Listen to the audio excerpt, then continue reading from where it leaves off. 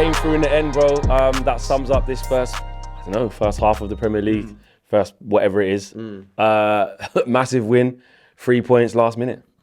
Big win, very positive in the end, because at the end of the day, it's about getting 3 points. Do you know what I mean? City yesterday against Brentford, they lost 2-1. Teams are out here losing points. It's about getting the win. So we went to Fulham. We didn't play our best. They put it on us. They had energy. Same with the Villa game. Teams with energy, there seems to be a problem. Yeah. But we got the 3 points unexpectedly last minute. Like Garnacho just stepped up. We can't complain. How are you feeling about where we are right now? Like, with our development, we're just below fourth, you know. Tottenham are there. They've not played great. They don't look great. So it's definitely, the fight for fourth is definitely on. How do you feel where we are versus where we were at the first start of the season? Well, the first 2 games, mate, I was in Uganda and I actually put time aside to watch United. Oh, I was vexed. Yeah. Because the first 2 games, I was thinking, I expected us to be better. We got a new manager, a new buzz about us, a few players. But nah, the first 2 games were poor. But since then, we can see the Ten Hag strategy and, you know, his plan, what he wants to implement. We can see that happening game by game. We do look better. You know, at the start of the season, I thought to myself, if we get 5th, that might be a good season. We're sitting in 5th now with a game in hand. We could get top 4.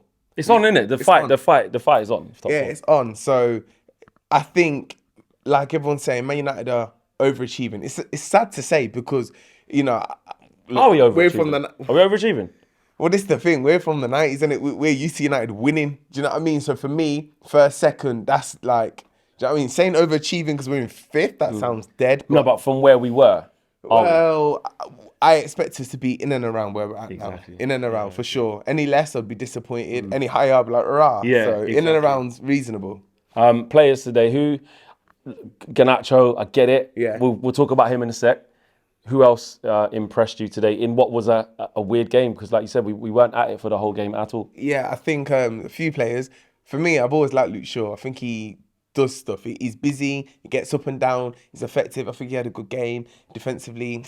Other than the Daniel James getting in front of him, I think he was solid there and he added to the attack. You know, he put the cross in for, I think it was McTominay, who just missed like an open goal. Eriksen, man, my man of the match. You probably asked the question, who's your man of the match? Yeah. Talk to me about Christian Eriksen. Yeah, look, he got a goal and he got an assist and the score's 2-1. There was not a lot in it, but he was the difference. In both goals, yeah. Do you see what I mean? He was the difference. And I was there sitting there saying, take him off and bring Fred on. Just from an energy perspective, I felt like we was getting overrun. Fred might add a bit of energy. He might get in the right position. But in terms of doing that critical pass or whatever, Fred ain't going to do that. Eriksen's done it. And what did I say?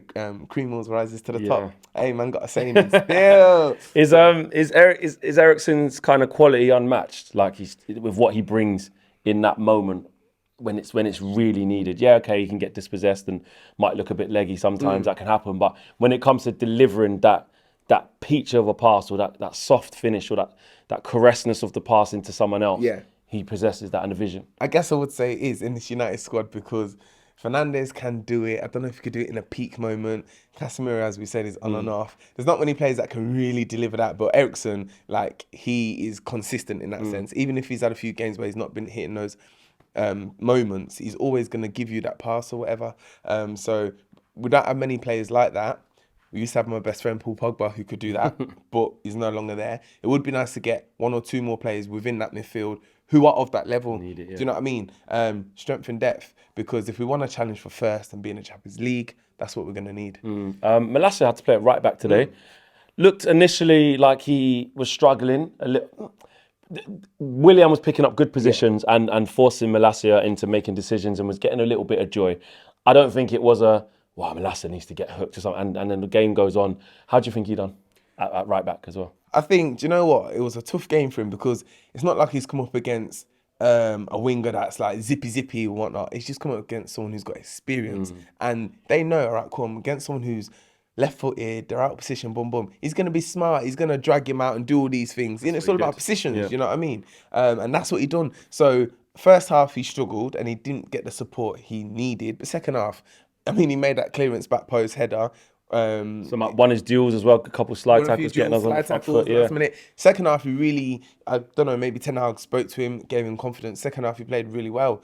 Of course, it's not the long time goal in terms of him being our right back if Dalot's not available. No. We need someone in January or summer, preferably January. But makeshift right back, he done a good job. And what did you make of Martial? Managed to get through unscathed is the first thing we have to, which is sad. The first thing we talk about Martial is, did he get injured? Did he get injured? But that was good. Didn't get a goal or an assist, but, you know, how did you assess his performance and how important do you think he'll be? Now he's going to get even more of a rest and then come back ready for the next half of the season. In terms of how he played, so, I mean, this one moment stands out for me, and it wasn't even his shot when he got through. It was him, the ball come to him, back towards goal, his turn that created that bit of play. Yeah, I think that was the start of the first goal. Because he plays the ball to Bruno. Yeah. Bruno, yeah.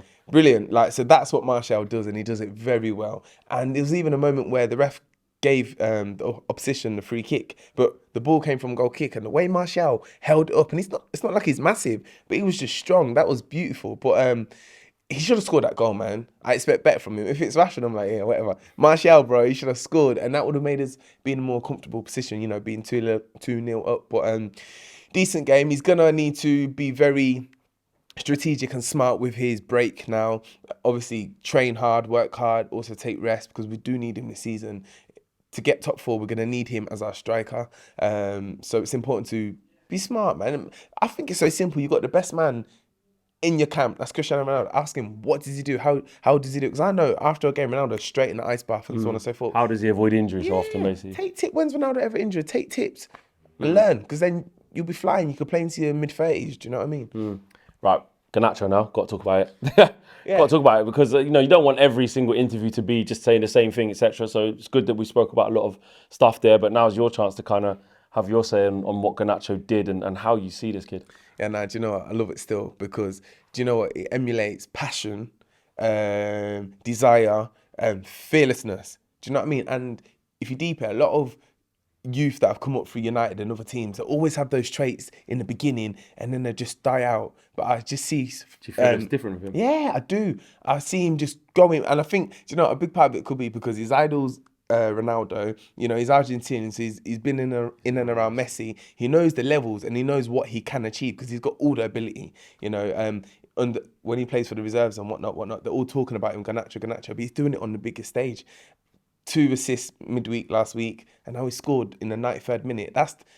That takes a certain character to do that and to be in that position. So Garnacho, you're special. And he had a key element even when he came on. Nearly won a penalty. You know, the whole team. It's like the whole strategy as soon as he came on was get it wide, get it quick to Garnacho, and it caused problems. To finish off, oh no, you said your man actually was Chris Eriksen. Eriksen, all day. Over Garnacho. Yeah, not guilty to the young no, kid. I'm not guilty. And I would say last thing, the fact that as well, the players are giving it to Garnacho, that gives him confidence. That's him thinking they rate me, they believe in me because they're passing me the ball. So big up Garnacho, but Eriksen got man of the match.